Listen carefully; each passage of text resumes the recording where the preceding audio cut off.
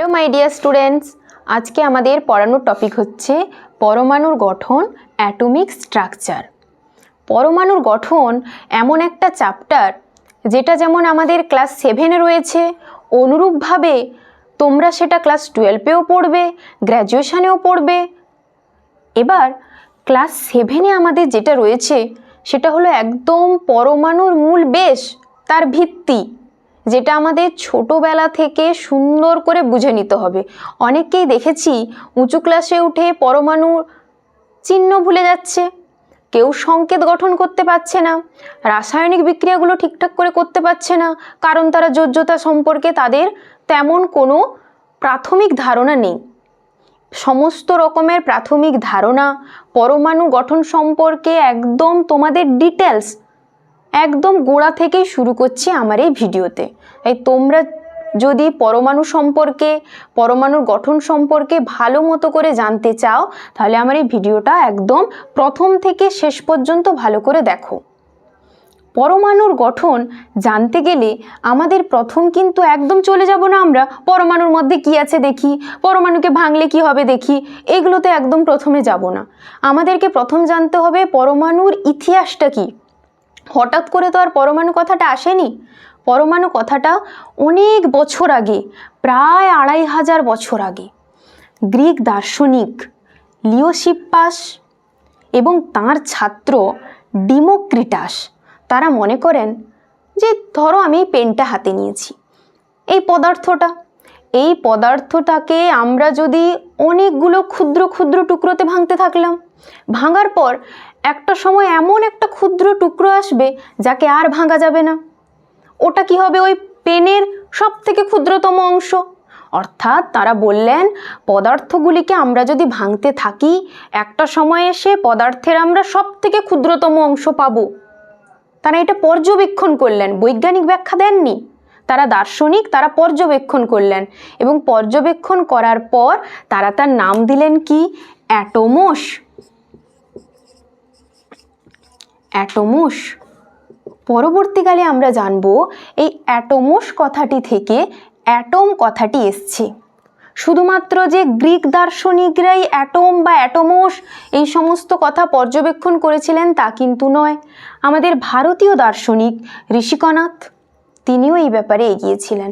তিনিও বলেছিলেন যে কোনো পদার্থকে আমরা যদি অনেকগুলো ক্ষুদ্র ক্ষুদ্র অংশে ভাঙতে থাকি, সর্বশেষ ক্ষুদ্রতম কণাটি হলো অ্যাটোমস বা পরমাণু। এরপর আমরা কি জানব না 1660 সালে স্যার আইজ্যাক নিউটন এবং রবার্ট কয়েল এনারা বলেন যে পদার্থের সবচেয়ে ক্ষুদ্রতম কণা বা কোনো অণুর সবচেয়ে ক্ষুদ্রতম কণা হচ্ছে পরমাণু। তারপর আমরা কার সম্পর্কে জানব না 1808 সালে জন ডাল্টন, তিনি পরমাণুবাদ কথাটি এখানে প্রমাণ করেছিলেন। স্যার আইজ্যাক নিউটনের পর বিজ্ঞানী জন ডাল্টন অ্যাটমিক থিওরি বা তার পরমাণুবাদ তত্ত্বের মাধ্যমে তিনি বললেন মৌলের ক্ষুদ্রতম অবিভাজ্য কণা হলো পরমাণু, যা সৃষ্টি বা ধ্বংস করা যায় না। একই মৌলের পরমাণুরা ভর ও রাসায়নিক ধর্ম একই রকম, ভিন্ন মৌলের পরমাণুর ভর ও রাসায়নিক ধর্ম আলাদা। রাসায়নিক বিক্রিয়ার সময় বিভিন্ন মৌলের পরমাণুরা পূর্ণ সংখ্যার সরল অনুপাতে যুক্ত হয়ে যৌগ গঠন করে। এটা ছিল আমাদের ডিটেলস জন ডাল্টনের পরমাণুবাদ সম্পর্কে। এরপর আমরা জানব এতক্ষণ পর্যন্ত যে সমস্ত বিজ্ঞানীরা বললেন যে পরমাণুকে ভাঙা যায় না, পরমাণুটা হলো অবিভাজ্য, পদার্থের সবচেয়ে ক্ষুদ্রতম কণা, পরমাণুকে আমরা কিছুতেই ভাঙতে পারছি না। পরবর্তীকালে তার এই ধারণাটা সম্পূর্ণভাবে ভুল প্রমাণিত হয়। কিভাবে না, বিজ্ঞানী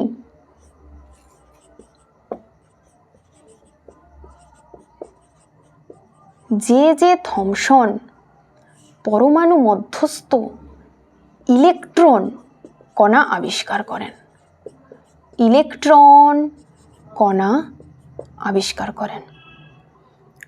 বিজ্ঞানী রাদারফোর্ড,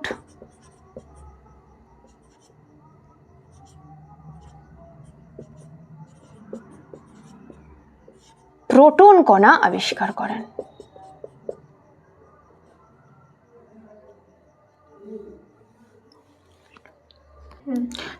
বিজ্ঞানী গোল্ডস্টাইন একটি ধনাত্মক কণা, পরমাণুর অভ্যন্তরে ধনাত্মক কণার অস্তিত্ব আছে সেটি তিনি আবিষ্কার করেছিলেন। তারপর এই ধনাত্মক কণার নাম দিলেন প্রোটন। প্রোটন নামটা কি দিলেন না বিজ্ঞানী রাদারফোর্ড।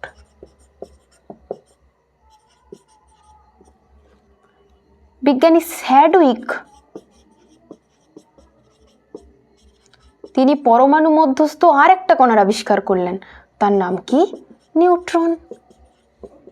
তাহলে এতক্ষণ অবধি আমরা যা যা জেনেছিলাম ডাল্টনের পরমাণুবাদ তত্ত্বে, পরমাণুকে ভাঙা যায় না, পরমাণু অবিভাজ্য, কিন্তু ধারণাটা সম্পূর্ণ ভুল প্রমাণিত হলো। যে থমসন তিনি ইলেকট্রন কণার স্রোত ক্যাথোড রশ্মির সাহায্যে পরীক্ষা করেছিলেন, আমরা পরবর্তী ক্লাসগুলিতে ওইগুলো জানব। গোল্ডস্টাইন তিনি একটি ধনাত্মক কণা অথবা তিনি ধনাত্মক কণা যে পরমাণুর মধ্যে অস্তিত্ব আছে এটা কিন্তু বিজ্ঞানী গোল্ডস্টাইন বলেছিলেন। পরবর্তীকালে সেই ধনাত্মক কণার নাম দিলেন প্রোটন বিজ্ঞানী রাদারফোর্ড। তারই ছাত্র বিজ্ঞানী স্যাডউইক তিনি নাম দিলেন নিউট্রন। ইলেকট্রন, প্রোটন, নিউট্রন, অর্থাৎ আমরা জানলাম পরমাণুর মধ্যে 3 ধরনের কণা আমরা দেখতে পাই: ইলেকট্রন, প্রোটন, নিউট্রন। এই 3টি কণা এরা কিন্তু পরমাণুর স্থায়ী কণা, এরা হলো পরমাণুর স্থায়ী কণা। ইলেকট্রন হলো নেগেটিভ তড়িৎগ্রস্ত, বা আমরা তাকে বলবো নেগেটিভ চার্জগ্রস্ত কণা। প্রোটন হলো পজিটিভ তড়িৎগ্রস্ত বা পজিটিভ চার্জগ্রস্ত কণা। নিউট্রন হলো আধানহীন, অর্থাৎ এটা নিস্তড়িত, তার কোনো চার্জ নেই। এগুলি হলো পরমাণুর মধ্যস্থ স্থায়ী কণা। পরবর্তীকালে আরও পরীক্ষা নিরীক্ষার মাধ্যমে জানা যায় পরমাণুর মধ্যে কিছু অস্থায়ী কণাও রয়েছে।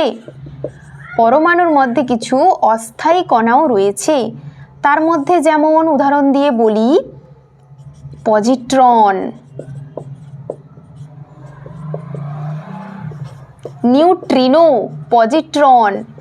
নিউট্রিনো, এই সমস্ত কণাগুলি হলো তার অস্থায়ী কণা। ইলেকট্রন, প্রোটন, নিউট্রন আবিষ্কার হওয়ার পর বিজ্ঞানী রাদারফোর্ড তিনি পরমাণুর গঠন সম্পর্কে একটি বিস্তারিত মডেল দিলেন, যেটা আমরা নেক্সট ক্লাসে পড়ব। রাদারফোর্ডের পরমাণু মডেল নেক্সট ক্লাসে এর সম্পর্কে বিস্তারিত আলোচনা করা হবে। আজ এতটুকুই, তোমরা মন দিয়ে পড়াশোনা করবে, ব্যাস।